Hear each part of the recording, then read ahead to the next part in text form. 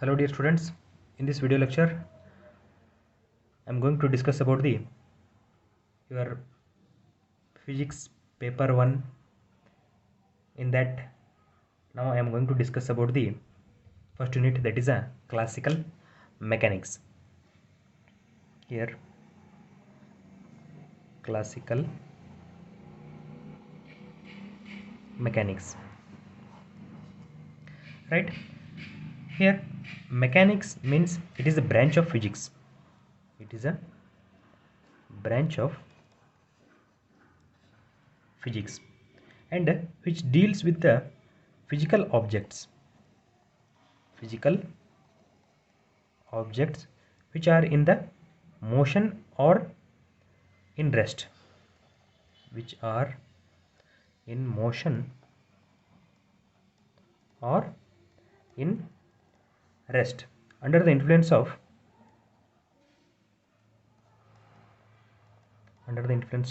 external or internal interactions. Internal interaction, that is nothing but we have to call it as a mechanics. And what about this classical mechanics?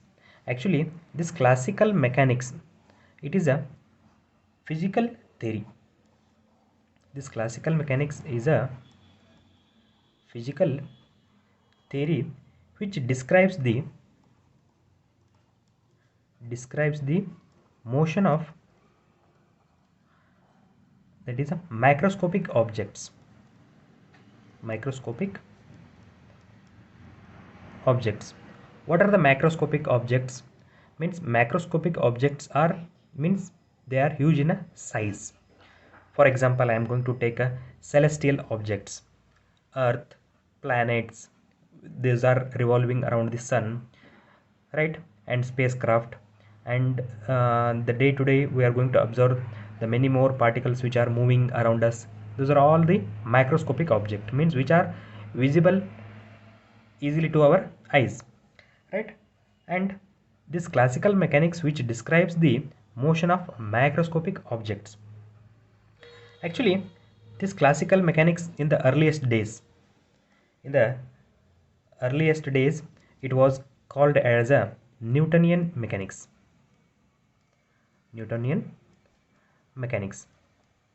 Why it was called as a Newtonian mechanics? Because in the previous days, means in the earliest development of this classical mechanics, the Newtonian mechanics means, why we have to call it as a Newtonian mechanics? Because the physical concept employed and the mathematical methods, those are invented by the Newtonian mechanics. We are going to describe the motion of the particle with the help of Newtonian mathematical formulas only. That's why we are going to call it as a Newtonian mechanics. But later this classical mechanics evolved, and the more abstract method were developed, leading to the reformulation of the classical mechanics with the help of Lagrangian, Hamiltonian. So the Lagrangian, Hamiltonian, they have reformulated this classical mechanics. And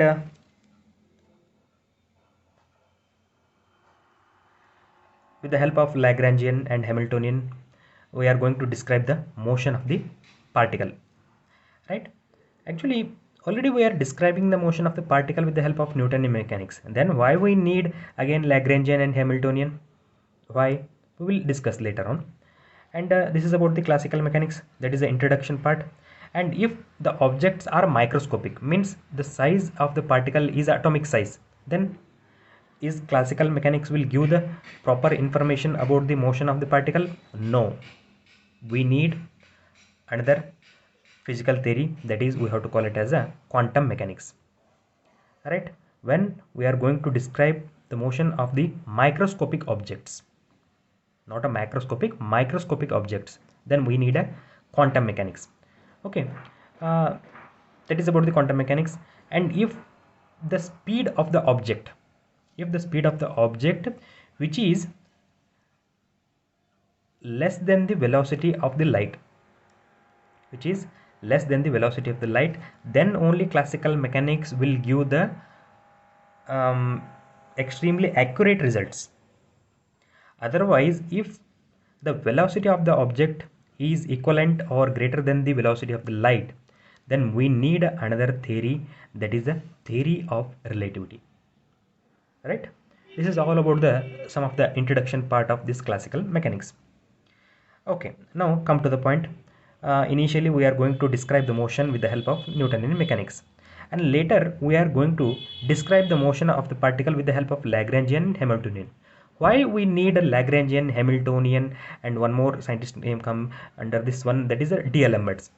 Actually, why the question is rises. Already Newtonian mechanics is there. Is it enough or not? Again, that is the question. Right? Actually, that Newtonian mechanics, with the help of Newtonian mechanics, it is difficult to solve the higher degree of freedom. The Newtonian mechanics is not enough to solve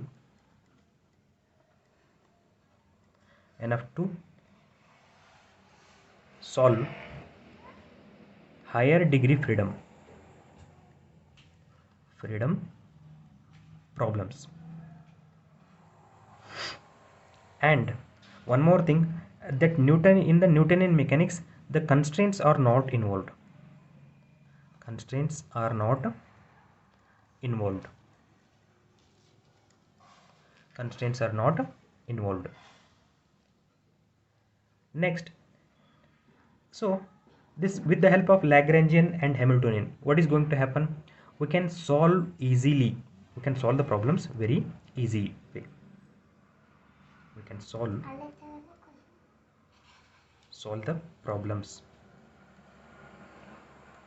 in easier way with the help of Lagrangian and Hamiltonian. Means they have given the generalized mechanics. That generalized mechanics which describes the motion of the particle which are in the higher degree of freedom, and also if there is any constraints, that is also included. But in the Newtonian mechanics, the constraints are not involved, and it is not enough to solve the higher degree freedom of problems. Again, that question will rises, what is the higher degree of freedom and what is the constraints, that I will discuss on later. So this is all about this classical mechanics introduction and why we need a Lagrangian and Hamiltonian. Right? We will discuss one by one. What is the degree of freedom? What is the constraints? Right? How we can solve the problems in an easier way. Actually, we have generalized the mechanics with the help of Lagrangian and Hamiltonian. Right? And now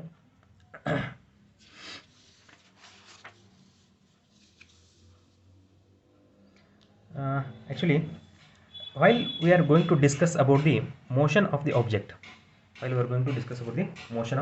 any object, then we need some basic concept. Those are required to describe its motion. One is, that is a coordinate system.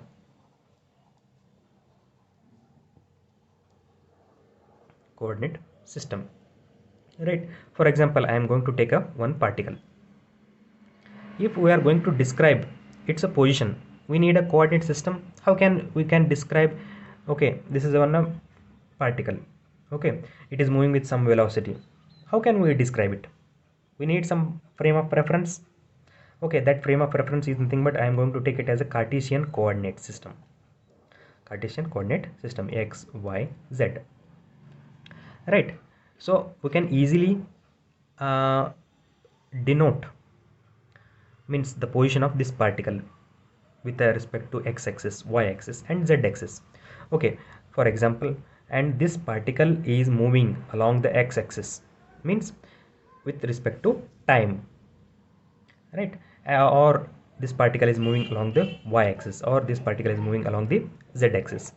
Means the coordinate system are very much essential to describe the motion of the particle, or the particle is in the rest.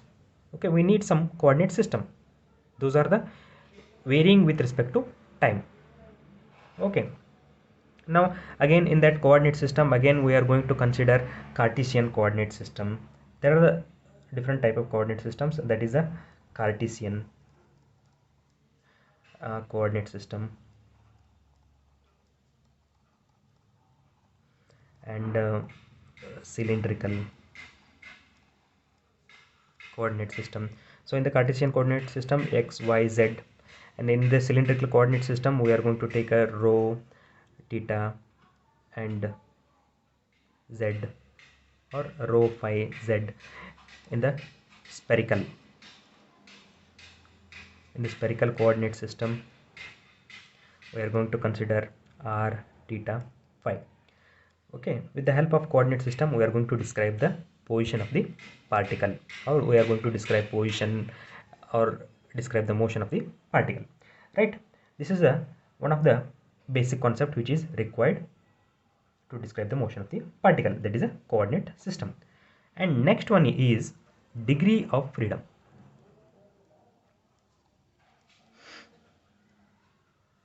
Degree of freedom. What is the degree of freedom? Okay, the minimum number of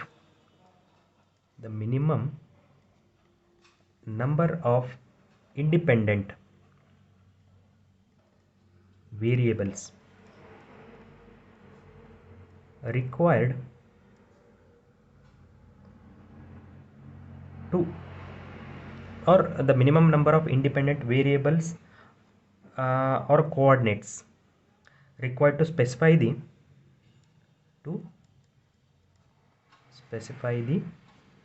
position of a dynamical system.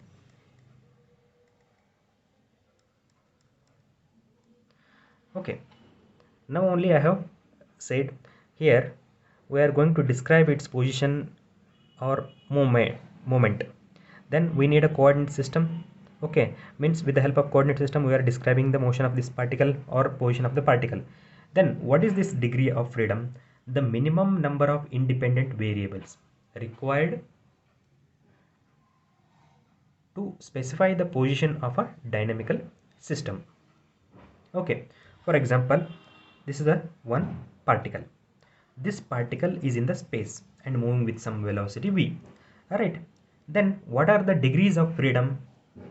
The degrees of freedom, if the particle is moving in the space, so we can take it as a 3 degrees of freedom. How 3 degrees of freedom? It can move along the x-axis, it can move along the y-axis, and it can move along the z-axis. Then the degrees of freedom here, that is only 3 for this single particle.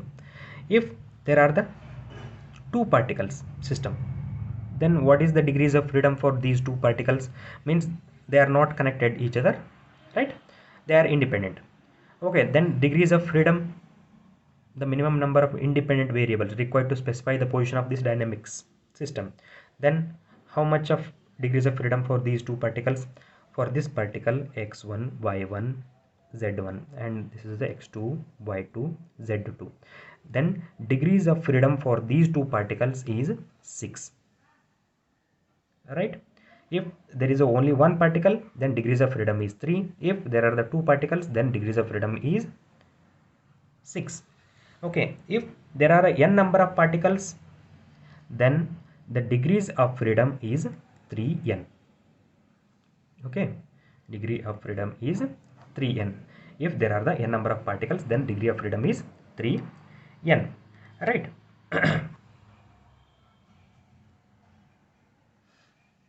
And next here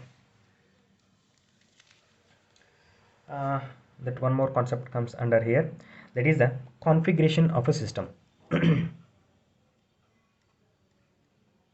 Configuration of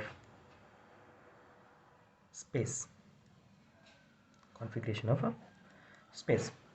The configuration system of a n particles. The configuration system of n particles moving freely in a space. Moving freely in space may be represented by position of a single point. May be represented by the position of single point in 3n dimension, 3n dimensional space, which is called as, that is a configuration space, right? Here the configuration space, the number of the configuration system of n particles moving freely in a space may be represented by position of a single point in a 3n dimensional space, which is called a configuration space. For example, there are the n number of particles, okay, and it has a configuration space, means the configuration means structure of the system of n particles moving freely in a space may be represented as a, for example, there are the n number of particles, we are going to represent as a position of a single point. We are going to consider it as a single point with a position in a 3n dimensional space, which is called as a configuration space. And this is also one of the concept which will this term will repeatedly comes in the while discussing about the classical mechanics in the further discussion, right? This is about the degrees of freedom and this is about the configuration space. Okay, if they have asked what is the degrees of freedom of n particles in a space, then we can easily write it as a degrees of freedom is equal to 3n. Okay, and next one is a constraint, and next one, that is a constraints. Sorry, this one is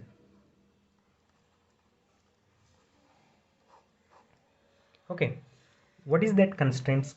Means the limitations on the motion, the limitations on the motion of a system are called constraints, right? Means, for example, I am going to take a one particle, okay, and if this particle is moving on this plane surface, if it is moving on this plane surface, means there is a variation of only along the, this is a plane in the xy plane, okay, it can move anywhere in the xy plane. So means it is only constrained to this plane only. Means actually in the previously, if we are going to consider this is a one particle in a space, if particle is in the space, then there are the degrees of freedom, that is x, y, z, right?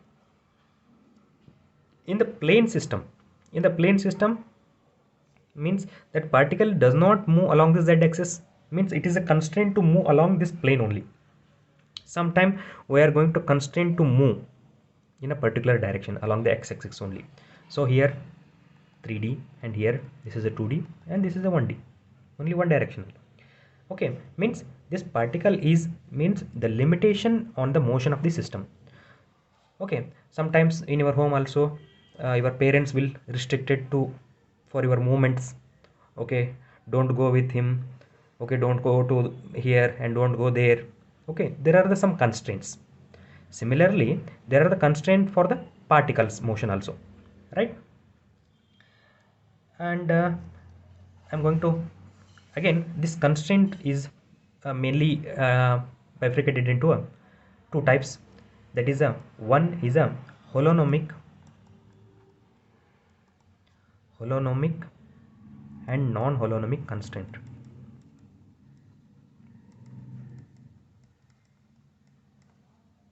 and second one is scleronomic and rheonomic constraints, right?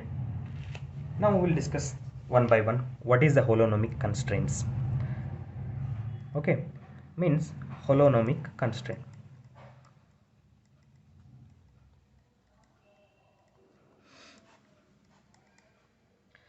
if a particle, right, uh, if the coordinates of all the constraints are, if the coordinates of all the constraints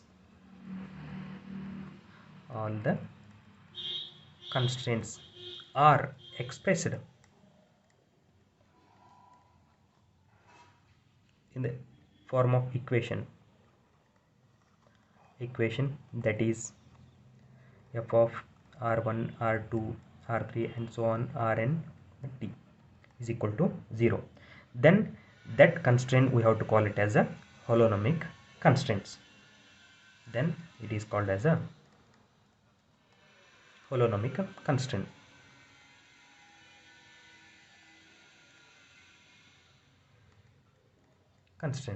Right.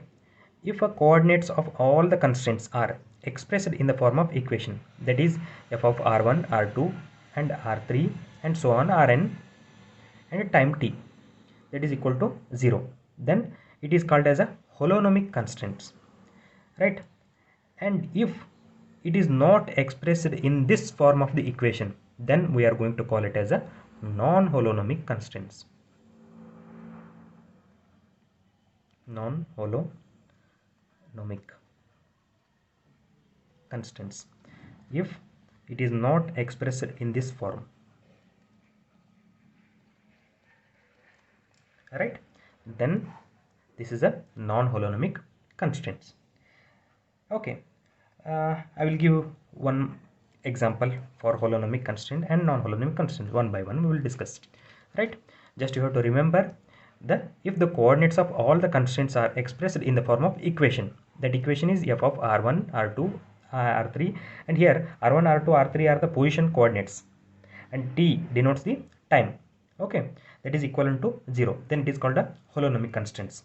If it is does not expressed in the form of this equation, mean does not equal to 0, then that is a non-holonomic constraints. Okay, now I'm going to take one example for a holonomic constraints.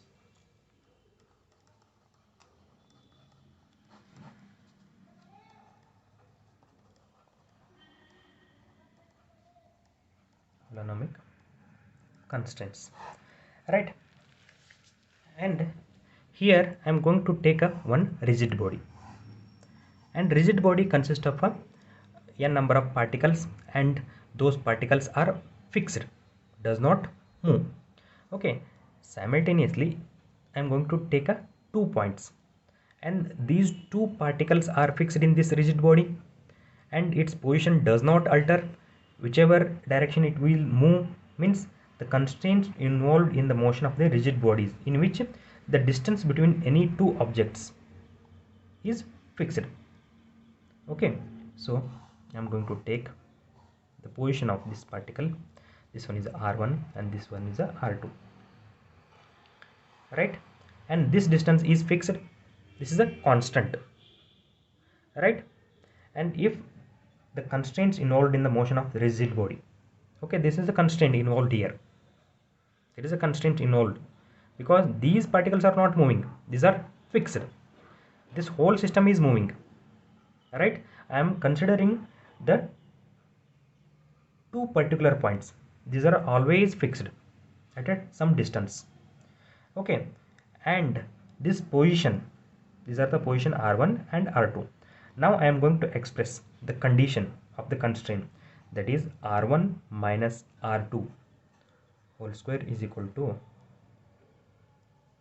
c12 square, or we can write it as a r1 minus r2 whole square minus c12 whole square is equal to 0, means it is nothing but it is a holonomic constraints. We are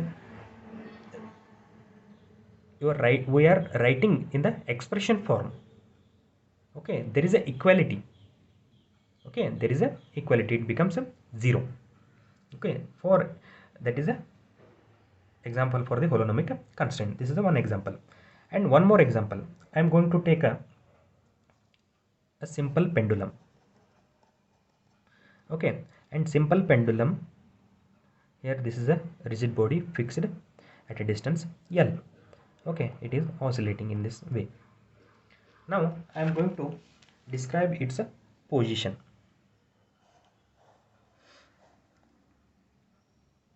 Okay, this is a L, and here this is a R, and this is a, right? Right.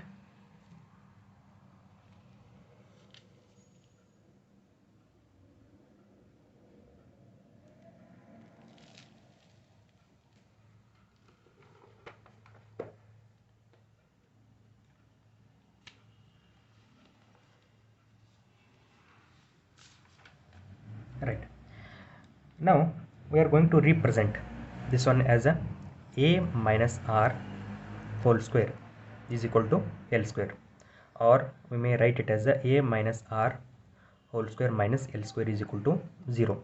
Means we are denoting this also in the holonomic constants. Means we are writing in the form of equation. Okay, we are writing in the form of equation. Means this is also example for holonomic constants.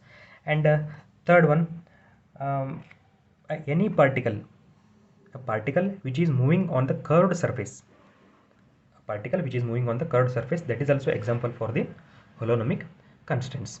Okay, if the constraints of a coordinate systems are expressed in the form of equation f of r1, r2, r3 and so on, rn t is equal to 0, then we have to call it as a holonomic constants. These are some example for the holonomic constants. Okay, and next one is a non-holonomic constraint. Non-holonomic constraint. Non-holonomic constraint. So example, the non-holonomic constraint means the coordinates of all the constraints are which are not expressed in the form of equation. That equation I have already given, that is f of r1, r2, r3 and so on, rn and comma t is not equal to 0. Means if we are not expressing in the form of equation, that we are going to call it as a non-holonomic constraint. And example for this non-holonomic constraint is, that is a constraint involved in the motion of the particle which is placed on the sphere. Okay, consider this is a one sphere.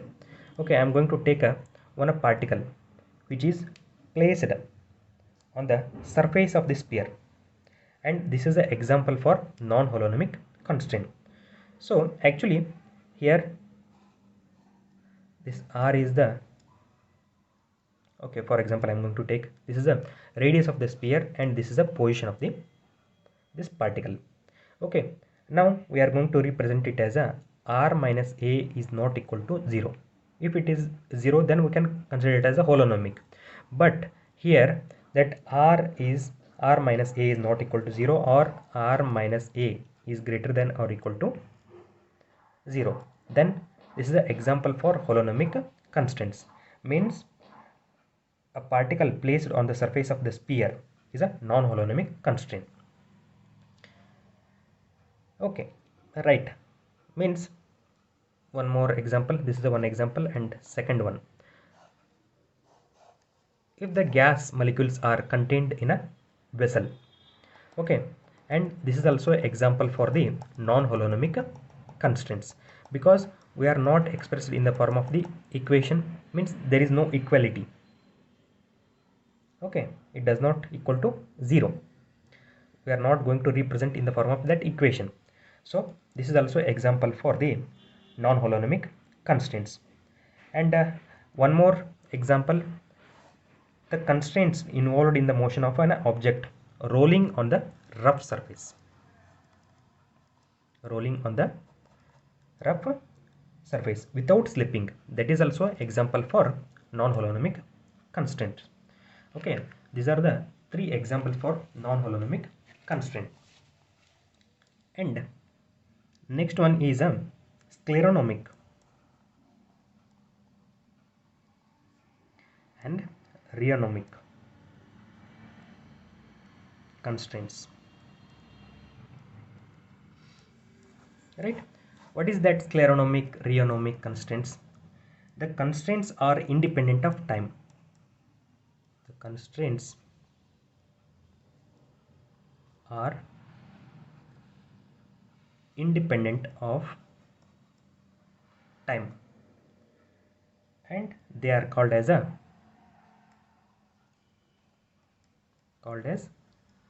scleronomic. Okay, means that constraint, if there is a constraint that is independent of time, then we are going to call it as a scleronomic constraints.